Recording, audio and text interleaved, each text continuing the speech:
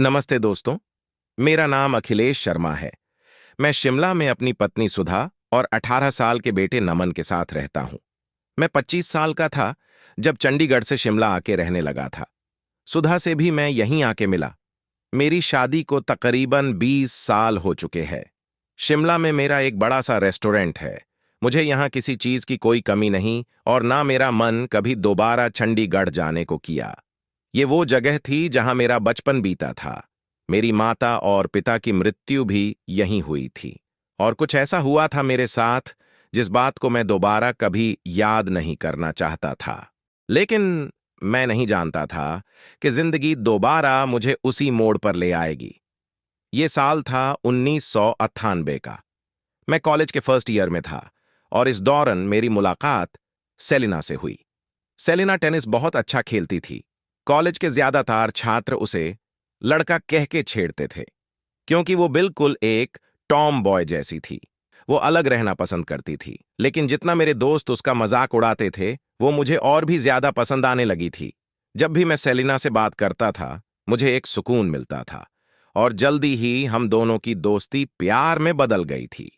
6 महीने बाद कॉलेज का एनुअल डे फंक्शन था। सीनियर्स ने फंक्शन के बाद कॉलेज में ही एक पार्टी ऑर्गेनाइज की थी, लेकिन यह पार्टी सिर्फ कपल्स के लिए थी। रवि और सोहन मेरे सीनियर्स और बहुत अच्छे दोस्त। उन्होंने मुझसे कहा कि इस बार मुझे अपनी गर्लफ्रेंड को पार्टी में लाना ही होगा वरना हमारी दोस्ती खत्म। मैंने भी हंस के हां बोल दिया था। लेकिन सेलिना पार्टियों में कम और टेनिस कोर्ट में ज्यादा दिखती थीं। उसे पार्टियां बिल्कुल पसंद नहीं थीं, लेकिन मेरे मनाने पे वो मेरे साथ पार्टी में चलने के लिए तैयार हो गई थी।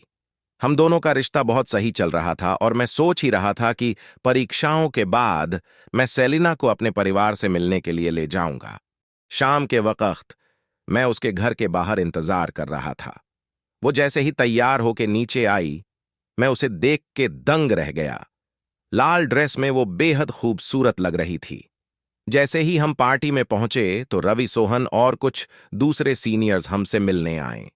सेलिना थोड़ा अजीब महसूस कर रही थी और मैंने उसे आराम से रहने को कहा। पार्टी शुरू हो गई थी और सब कपल्स डांस कर रहे थे। रवि और सोहन भी अपनी गर्लफ्रेंड को लेके आए थे। बहुत सी टीचर्स भी अपने पति पत्नियों के साथ आए थे। ये एक इनफॉर्मल कॉलेज पार्टी थी। मैं सेलिना के साथ जब डांस कर रहा था तो कुछ देर बाद रवि मेरे पास आया और उसने मुझे कहा कि उसकी गर्लफ्रेंड शाइना उससे नाराज हो गई है। उसे कुछ गलतफहमी हो गई है और उसने मुझसे मदद मांगी कि मैं शाइना को समझाऊं। रवि मुझे डांस फ्लोर से ले गया। मैंने सेलिना को मेरा इंतजार करने के लिए कहा। उसने एक मुस्कान के साथ जवाब में हाँ कहा। शाइना और रवि के मामले को सुलझाने के बाद जब मैं पार्टी में वापस लौटा तो सेलिना मुझे कहीं नहीं मिली और उसे ढूंढते हुए मैं कॉलेज के 3rd फ्लोर तक चला गया, जहां हमारा पुराना साइंस लैब था। कॉरिडोर बिल्कुल खाली था और साइंस लैब का दरवाजा हल्का सा खुला हुआ था। मैं सोच ही रहा था कि पता नहीं सेलिना यहां होगी कि नहीं, और मैं वापस लौटने लगा। तभी मुझे सेलिना की आवाज साइंस लैब के अंदर से आई। मैं बिना देर किए भागते हुए लैब के अंदर जा पहुंचा और जो मैंने देखा, मेरे होश उड़ गए। सोहन और मेरे कुछ सीनियर्स सेलिना के साथ गलत कर रहे थे। उसके शरीर पर एक भी कपड़ा नहीं था। ये सब देख के मैं पूरी तरह से डर गया था। सोहन और उसके दोस्तों ने मुझे बहुत पीटा। सेलिना जमीन में पड़े रो रही थी और जल्दी ही उसकी सांसें रुक गई थीं। मैं और वो सारे सीनियर्स ये देखकर डर गए थे।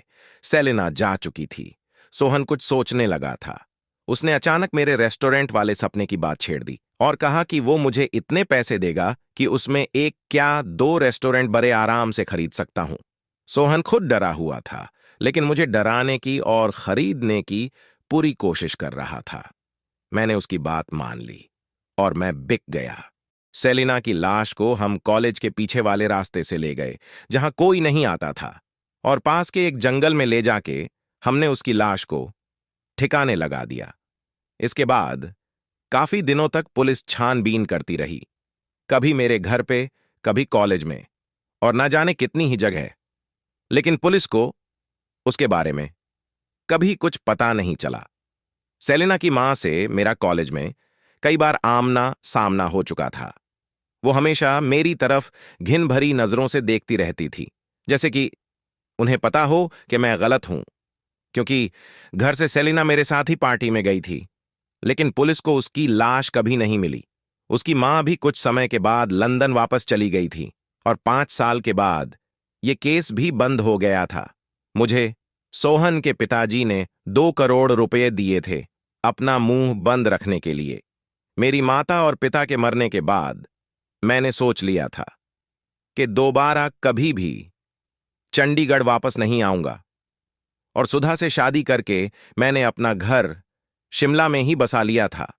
लेकिन मुझे पता नहीं था कि ये बात अभी भी खत्म नहीं हुई है। मेरे लाख मना करने के बाद भी मेरा बेटा नमन अपने दोस्तों के साथ चंडीगढ़ घूमने चला गया था, और वहां जो उसके साथ हुआ वो मैं शब्दों में भी बयान नहीं कर पाऊंगा। दोस्तों, इस कहानी का अगला भाग जानने के लिए थोड़ा इंतजार कीजिए। धन्यवाद। और इस चैनल को लाइक और सब्सक्राइब करना ना भूलें।